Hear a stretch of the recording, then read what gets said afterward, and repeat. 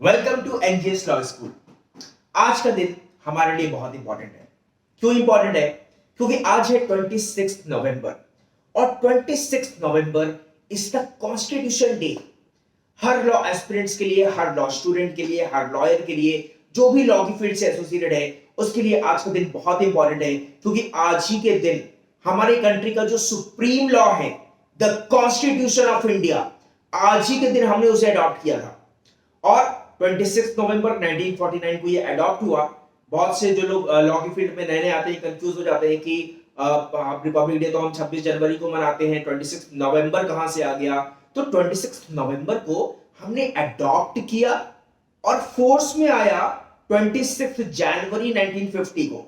तो 26 नवंबर 1949 is the constitution day, the day when we adopted the Constitution of India, and 26 January 1950 is the day when the Constitution of India came into force. तो ये difference याद रखना बहुत जरूरी है beginners के लिए। बाकी जो प्रो हैं, जो मेरे पुराने स्टूडेंट्स हैं, जो मुझे पहले से जानते हैं, उनको ये भी पता होगा कि मैं बहुत सारी क्लासेस इसके बारे में अनअकैडमी में ले चुका हूँ।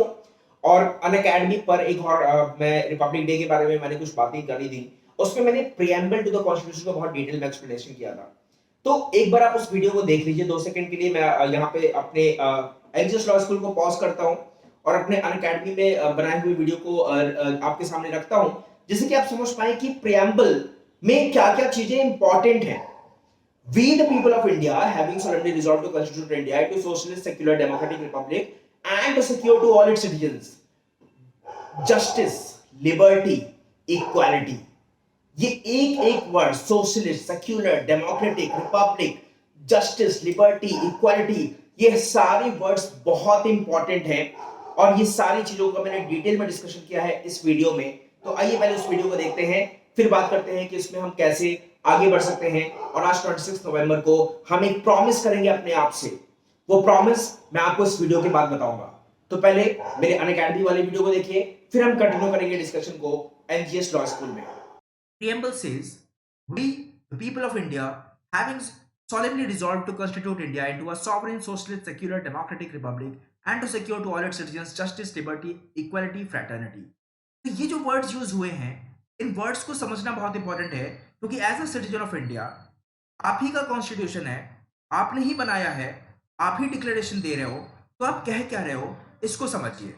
We, the people of India, और हम having solemnly resolved to constitute India, हमें इंडिया को क्या कंस्टिट्यूट करना है?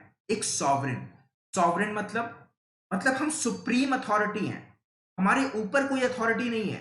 हमें ब्रिटिशर्स नहीं बताएंगे अब कि क्या करना है क्या नहीं करना, हमें यूनाइटेड नेशन नहीं बताएगा क्या करना है क्या नहीं करना।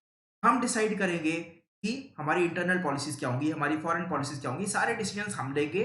हमारे ऊपर कोई अथॉरिटी नहीं है, हम सॉवरेन हैं, हम सुप्रीम अथॉरिटी हैं।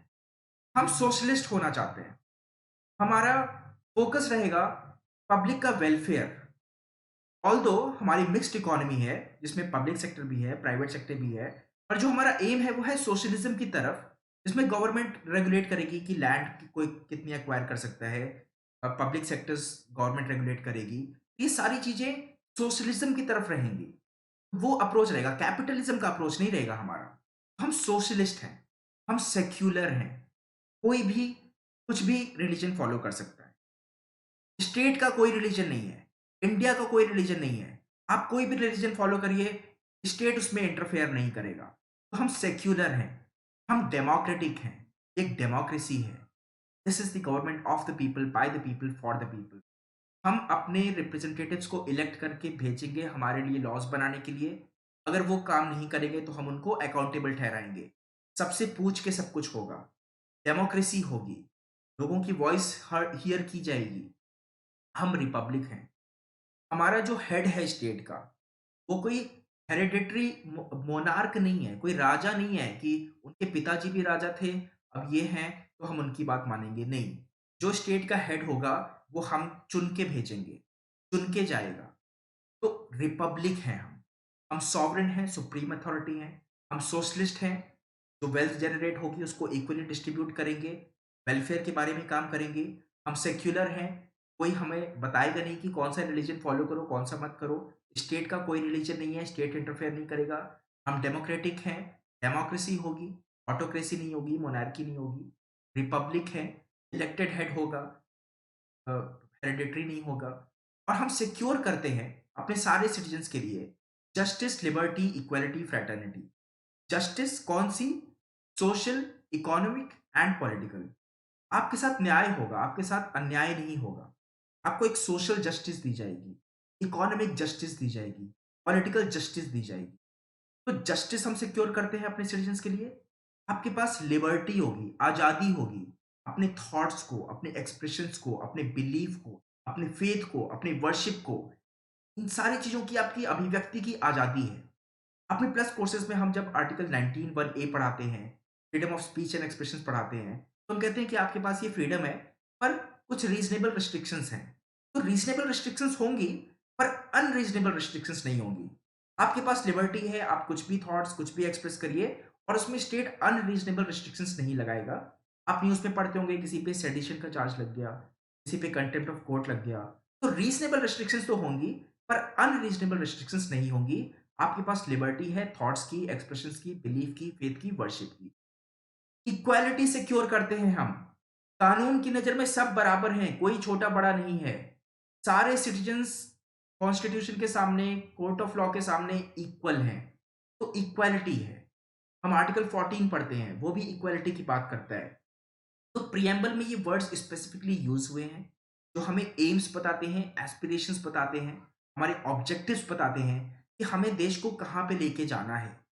फ्रैटर्निटी होगी, भाईचारा होगा, पूरा इंडिया एक फैमिली है, हम भाईचारे के साथ एक दूसरे से मिलेंगे। Fraternity, assuring the dignity of the individual and the unity and integrity of the nation। तो आपको एटलीस्ट ये वर्ड्स पता होने चाहिए।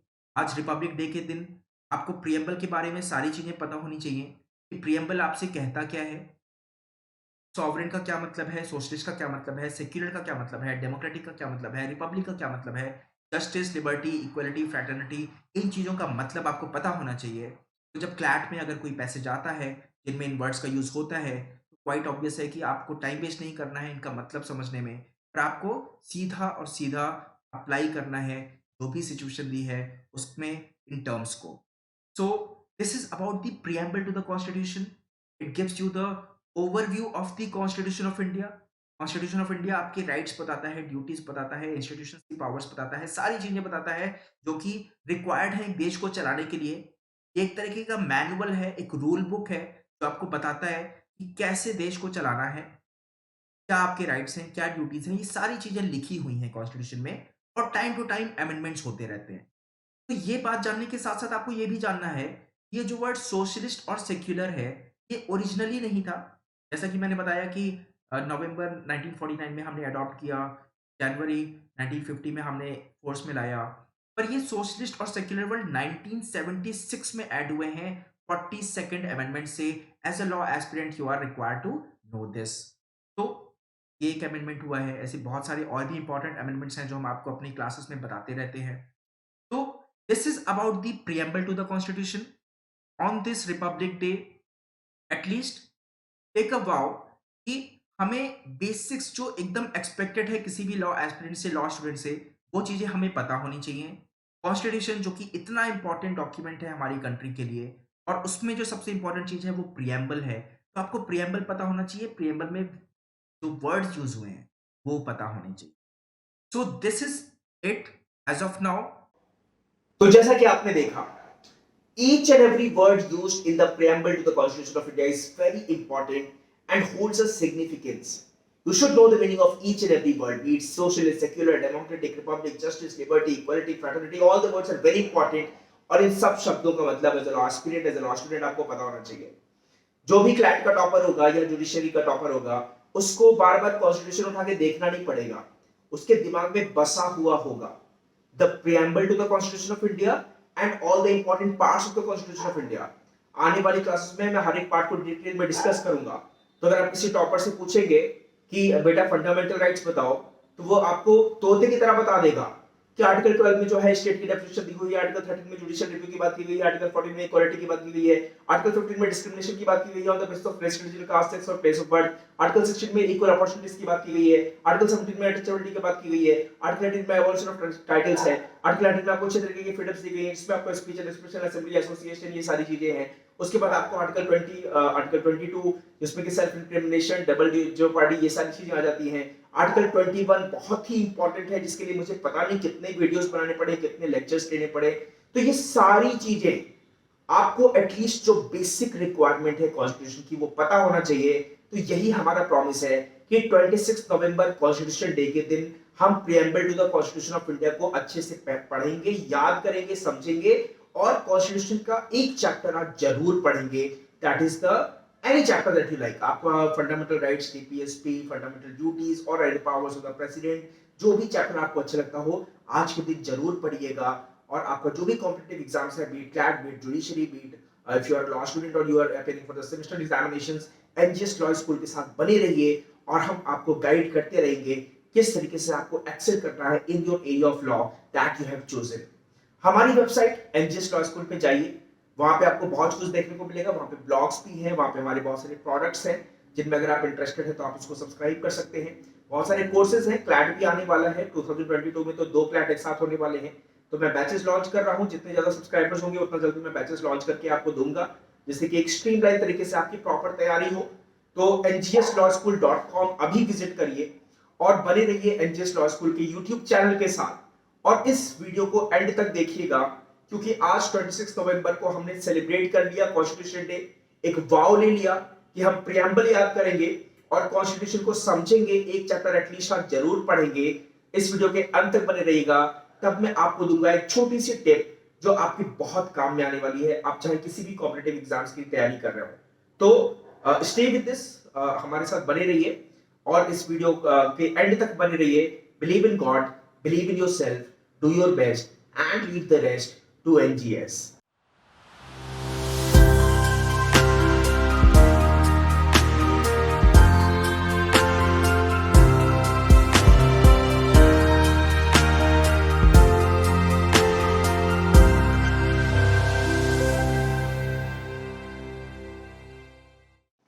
Oh, thank you for staying with us for so long. देखिए, जो टिप मैं आपको देने वाला हूँ, कोई भी कॉम्पिटिटिव एग्जाम्स हो, specially CLAT common admission test में, क्योंकि अब पैसेज बेस्ड क्वेश्चन आते हैं, ऑप्शन होते हैं 4 और एक पैसेज में बहुत सारे क्वेश्चंस होते हैं। तो पैसेज होगा 450 वर्ड का, से for example in legal reasoning 450 word के पैसेज में 4-5 क्वेश्चंस होंगे, हर 4-5 क्वेश्चंस के 4-4 ऑप्शंस होंगे। तो टिप जो है, जो हर एक जितने भी स्टूडेंट्स को मैंने गाइड किया उनके लिए वो बहुत अच्छे से काम करी है, वो ये है कि पैसेज को स्टार्टिंग में इग्नोर करिए, पहले क्वेश्चन पढ़िए, चारों ऑप्शन पढ़िए। जब आप क्वेश्चन पहले पढ़ेंगे उसके बाद पैसेज पे जाएंगे, तब आपका माइंड फोकस करेगा on the relevant parts of the passage that are useful to answer that question. क्योंकि पैसेज पढ़ने में कोई फायदा नहीं है, पैसेज पढ़ के क्वेश्चन का आंसर करने में फायदा है।